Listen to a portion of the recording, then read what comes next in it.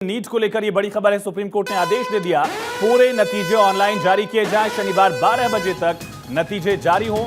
Supreme court में मामले को लेकर सुनवाई चल रही थी। 40 से ज्यादा याचिकाएं थी और इसको लेकर सुप्रीम कोर्ट ने ऑर्डर जारी कर दिया है, पूरे नतीजे ऑनलाइन जारी किए जाएं। शनिवार 12 बजे तक नतीजे जारी हों। ये बड़ा आदेश, यानी 2 दिन के अंदर इस पूरे मामले को लेकर सुप्रीम कोर्ट ने आदेश जारी किया है। एनटीए के लिए अब ये चैलेंज, 2 दिन के अंदर पूरे नतीजे, और 2 दिन से भी यानी कि 48 घंटे से भी कम का वक्त है। शनिवार दोपहर 12 बजे तक ये नतीजे जारी किए जाएंगे। एनटीए को ये नतीजे जारी करने होंगे। नीट पर सुप्रीम कोर्ट का ये बड़ा आदेश। सीजेआई खुद इस बेंच की अध्यक्षता कर रहे थे। सीजेआई मामले को सुन रहे थे, उनकी बेंच इस मामले को सुन रही थी और पूरे नतीजे ऑनलाइन जारी किए जाने के निर्देश दिए गए हैं, आदेश दिए गए हैं। ये बड़ी और अहम खबर इस वक्त की। नीट मामले में अगली सुनवाई सोमवार को होगी, ऐसी जानकारी मिल रही है। साथ ही बिहार पुलिस की जांच रिपोर्ट को भी तलब किया गया है, कॉपी तलब की गई है सीजेआई की तरफ से। और अब शनिवार को एनटीए की तरफ से पूरा रिजल्ट जो है वो ऑनलाइन जारी किया जाएगा और सोमवार को मामले पर अगली सुनवाई होगी। ये बड़ी और अहम खबर इस वक्त की। परीक्षा केंद्रों की जानकारी भी मांगी गई है। छात्रों की पहचान सार्वजनिक न हो, इस बात को भी सुनिश्चित किया जाएगा। ये बड़ी और अहम खबर। हमारे साथ सहयोगी सुमित कुमार फोन लाइन पर कनेक्ट है। सुमित, एक तो एनटीए को रिजल्ट जारी करना होगा 48 घंटे के अंदर, अगली तारीख भी तय की गई है सुनवाई के लिए। हाँ जी बिल्कुल आयुष, देखिए शनिवार को दोपहर 12 बजे तक एनटीए को जो है उम्मीदवारों का रिजल्ट प्रकाशित करना होगा अपनी वेबसाइट पर। ये सुप्रीम कोर्ट ने एनटीए को निर्देश दिया है और उम्मीदवारों की जो पहचान है वो फिलहाल हाइड करनी होगी, यानी छिपानी होगी। ये सुप्रीम कोर्ट ने एनटीए को निर्देश दिया है क्योंकि आज करीब सुनवाई जो है वो 3.5 घंटे के आसपास हुई है।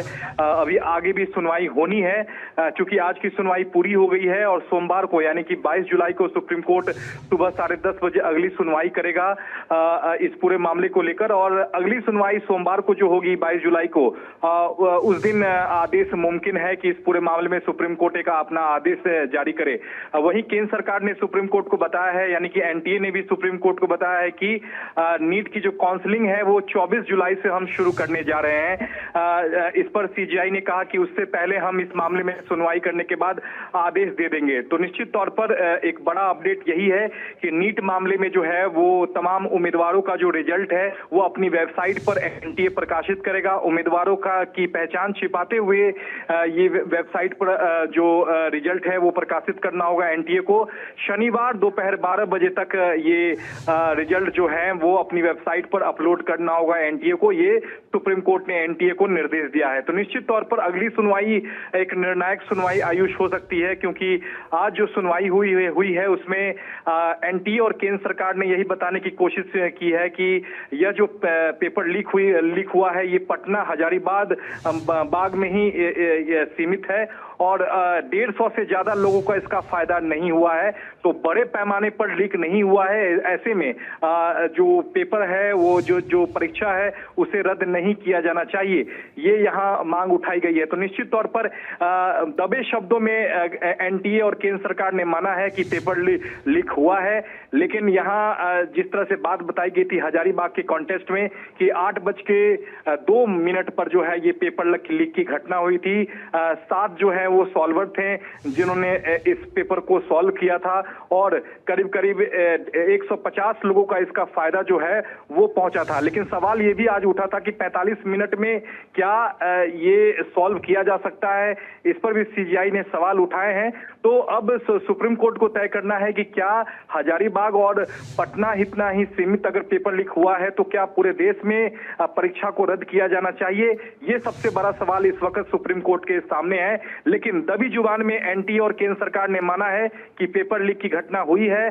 सुबह 8:02 पर जो है ये पेपर लीक की घटना हुई थी।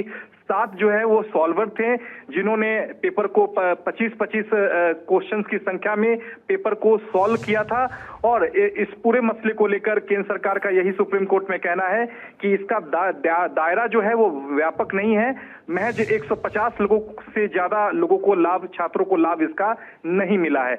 अब अगली सुनवाई सोमवार को सुबह 10:30 बजे होगी। उसके बाद सुप्रीम कोर्ट इस मामले में तय करेगा कि क्या परीक्षा को रद्द किया जाएगा या फिर इस परीक्षा को सुप्रीम कोर्ट बहाल रखेगा। इस पर कोर्ट अपना आदेश दे सकता है अगली सुनवाई में।